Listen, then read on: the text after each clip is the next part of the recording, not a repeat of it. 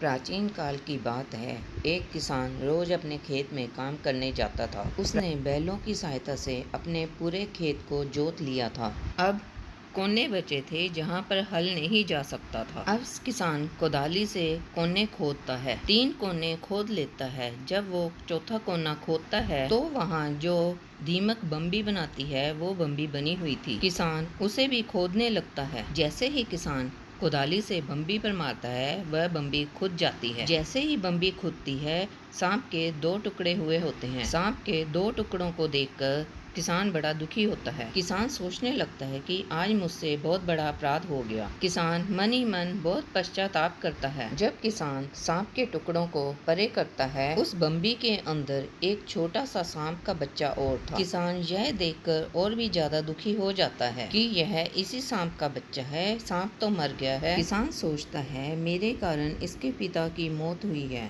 इसलिए मैं ही इसका पालन पोषण करूंगा। वह उसे अपने घर ले जाता है। घर जाकर किसान अपनी पत्नी को सारी बात बताता है और कहता है अब इस बच्चे का पालन पोषण हम ही करेंगे। उस किसान का भी एक छोटा बच्चा था। किसान की पत्नी कहती है ठीक है, हम दोनों बच्चों की परवरिश करेंगे। जब किसान बच्चे को लेकर घर आता है तो पीछे से नागिन आ जाती है। नागिन जब बम्बी को टूटी हुई देखती है और अपने नाक के 2 टुकड़े देखती है तो नागिन विलाप करती है, चिल्लाती है। तभी नागिन अपने बच्चे को ढूंढती है। जब बच्चा भी नहीं मिलता तो वो सोचती है कि उसको भी मार दिया गया है। नागिन बहुत रोती है, विलाप करती है क्योंकि उसका पूरा परिवार ही खत्म हो गया था। तब नागिन गुस्से में प्रतिज्ञा लेती है कि जिसने मेरे पति को मारा है और मेरे बच्चे को मारा है मैं उसका वंश खत्म कर दूंगी। नागिन पति के हत्यारे को ढूंढने लग जाती है। दूसरे दिन किसान जब खेत में कुदाल से काम कर रहा होता है तो नागिन उस पर खून लगा देखती है और वो समझ जाती है कि मेरे पति को इसी ने मारा है। जब किसान शाम को घर जाता है तो नागिन भी उसके पीछे उसके घर जाती है। नागिन मौका देखकर किसान के घर में घुस जाती है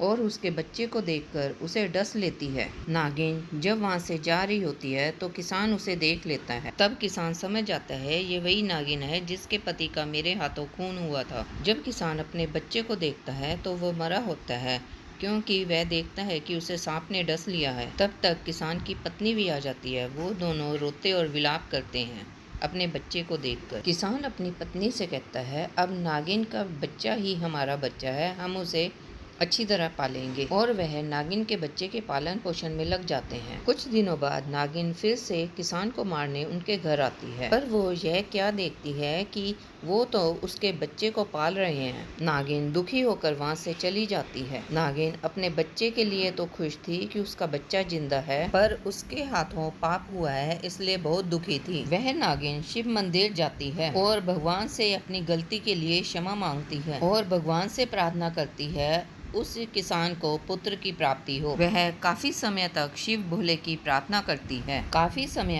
भगवान की आराधना करने के बाद शिव भोले उन्हें दर्शन देते हैं और उसे कहते हैं तथास्तु ऐसा ही होगा। तब नागिन मंदिर से चली जाती है। कुछ समय बीत जाने पर किसान और उसकी पत्नी को पुत्र की प्राप्ति होती है। किसान और उसकी पत्नी बहुत खुश होते हैं। नागिन भी यह सब देखकर भगवान का धन्यवाद करती है। तब नागिन इंसान का रूप ले लेती है। किसान और उसकी पत्नी उसे देखकर डर जाते हैं। तब नागिन किसान और उसकी पत्नी से क्षमा मांगती है और किसान को एक मणि देती है और कहती है और इसके बारे में किसी को भी मत बताना। और कहती है तुम्हारे परिवार पर आज के बाद नागों से कभी खतरा नहीं होगा। किसान को मणि देकर ऐसा कहकर वो वहाँ से चली जाती है।